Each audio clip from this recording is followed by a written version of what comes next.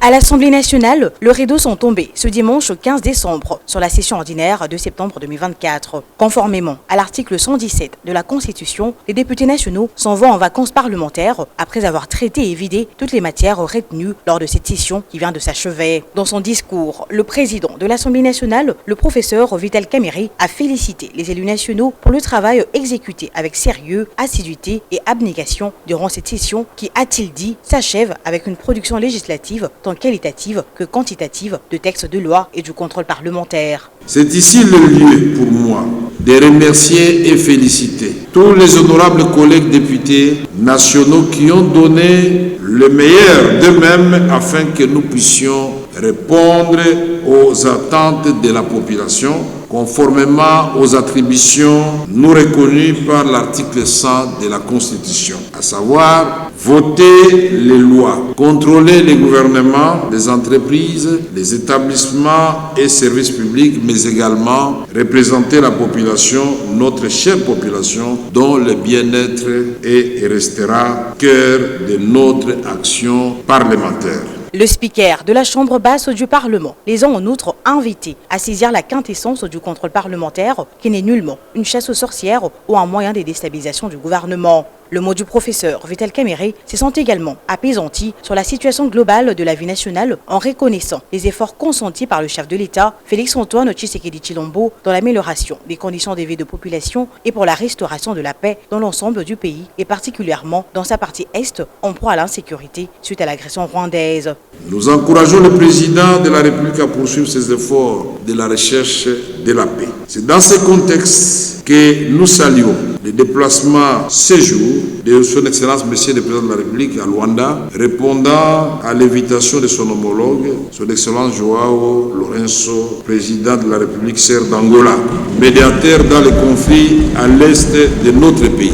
Le Président de la République, son Excellence Félix Tshisekedi Tshilombo, vient de démontrer encore une fois son attachement à la restauration de la paix dans la sous-région des Grands Lacs. Avant de déclarer close de la session ordinaire de septembre 2024 aux députés nationaux, le président de l'Assemblée nationale leur a souhaité un repos mérité et un travail continu auprès de leurs bases respectives pendant ces vacances parlementaires. Signalons que bien avant la clôture solennelle de cette session qui a été essentiellement budgétaire, la représentation nationale a réexaminé et voté un rapport présenté à la suite de travaux de la commission paritaire mixte Assemblée nationale-Sénat mise en place par les présidents de deux chambres du Parlement relatif au projet de loi de finances exercice 2025. Au cours de ces travaux, il était question pour les députés nationaux et sénateurs d'aplanir trois divergences des formes et des fonds apparues lors de l'examen de ce projet de loi par le Sénat. Ces trois divergences sont notamment celles liées aux recettes, aux dépenses et enfin celles liées aux trois amendements apportés par les articles de cette loi. Les articles 17, 78 et 79 sont parvenus à une conclusion commune, renseigne le président de l'ECOFIN de l'Assemblée nationale, Guy Mafuta. Par rapport aux recettes,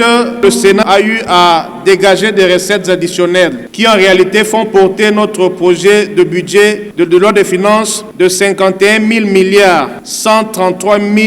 828 82 francs congolais à 51 000 milliards 553 541